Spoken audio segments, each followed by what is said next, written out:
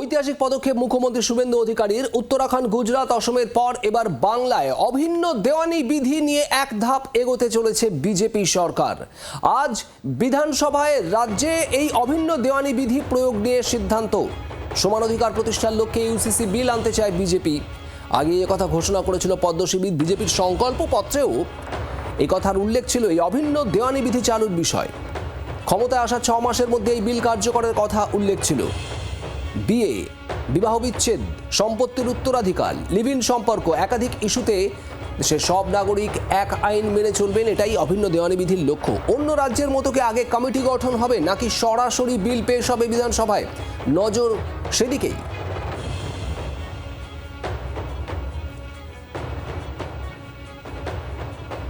বিজেপির তরফে বারবার এই অভিন্ন দেওয়ানি বিধির পক্ষে সওয়াল করা হয়েছে। নির্বাচনের আগে রাজ্যে এসে প্রধানমন্ত্রী থেকে কেন্দ্রীয় স্বরাষ্ট্রমন্ত্রীরাও এই বাংলায় অভিন্ন দেওয়ানি বিধি চালুর বিষয়ে সওয়াল করে গিয়েছেন।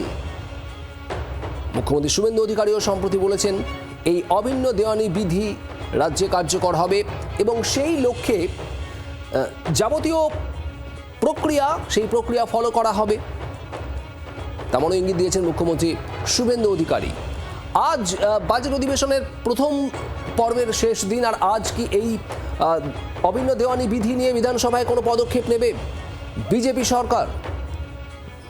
শ্রেয়সী গঙ্গোপাধ্যায় আমাদের প্রতিনিধি রয়েছেন আমাদের সঙ্গে। শ্রেয়সী, অন্য রাজ্যের মতো আগে কি কমিটি গঠন করা হবে নাকি সরাসরি বিধানসভায় বিল পেশ হবে, কি জানা যাচ্ছে এখনো পর্যন্ত?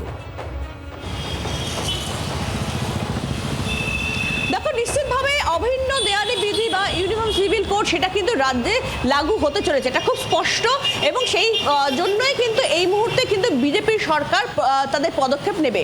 এক্ষেত্রে অন্যান্য রাজ্যে এর আগে ধরো উত্তরাখণ্ড কিংবা গুজরাট যদি তুমি দেখো, তাহলে দেখবে সেখানে কিন্তু এই ইউসিসি লাগু করার আগে জাস্টিস দেসাইয়ের নেতৃত্বে কিন্তু একটি কমিটি তৈরি করা হয়েছিল।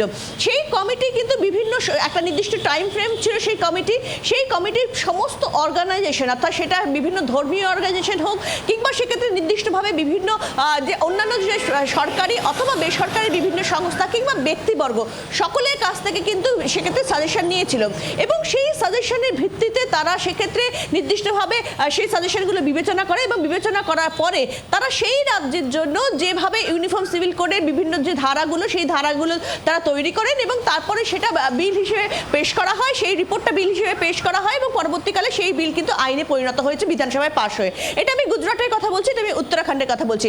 এখন এই জায়গা থেকে দাঁড়িয়ে কিন্তু কার্যত এই রাজ্যে কি হতে চলেছে, ইউসিসি এই রাজ্যে যে লাগু করা হবে সেটা কিন্তু একেবারে নিশ্চিত এই কারণেই সেটা বিজেপির ম্যানিফেস্টোতেও ছিল যে প্রথম 6 মাসের মধ্যে সেটা লাগু করা হবে। ফলে সেই জায়গা থেকে দাঁড়িয়ে আজকে এই ইউসিসি নিয়ে এক্ষেত্রে কি পদক্ষেপ নেয়, দুটো জিনিস হতে পারে, যে সরাসরি বিল আনা হলো অথবা অন্যান্য রাজ্যের মতো সেক্ষেত্রে কমিটি তৈরি করে সেক্ষেত্রে জাস্টিস দেসাইয়ের নেতৃত্বে যেমন অন্য রাজ্যে কমিটি তৈরি হয়েছিল, এখানেও কিন্তু সেরকম একটা কমিটি তৈরি করে সেই কমিটির মাধ্যমে তারা বিভিন্ন সাজেশন নেবে, নিয়ে তারা তাদের মত প্রকাশ করবে, তারা ড্রাফট বিল করবে এবং তারপর সেই বিলটা বিধানসভায় আনা হবে, সেটাও হতে পারে।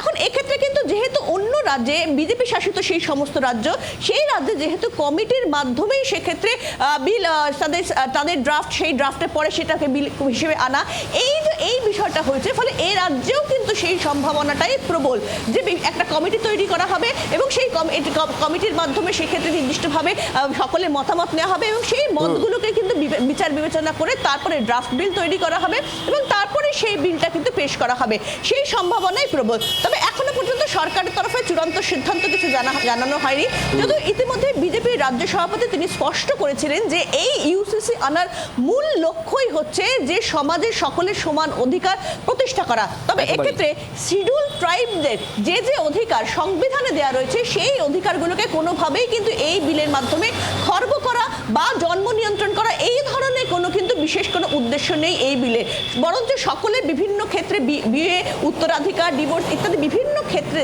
প্রত্যেকটা নাগরিকের যাতে সমান অধিকার প্রতিষ্ঠা করা যায় সেটাই কিন্তু এই বিলের উদ্দেশ্য, এমনটাই কিন্তু বিজেপি রাজ্য সভাপতি। আজ অধিবেশনে কি হয় এই অভিন্ন দেওয়ানি বিধি নিয়ে সরকারের কোনো পদক্ষেপ আজ থাকে কিনা অধিবেশনে, অবশ্যই আমাদের নজর থাকবে সেদিকে। আর এ নিয়েই মুখ্যমন্ত্রী শুভেন্দু অধিকারী এর আগে কি বলেছেন শুনুন।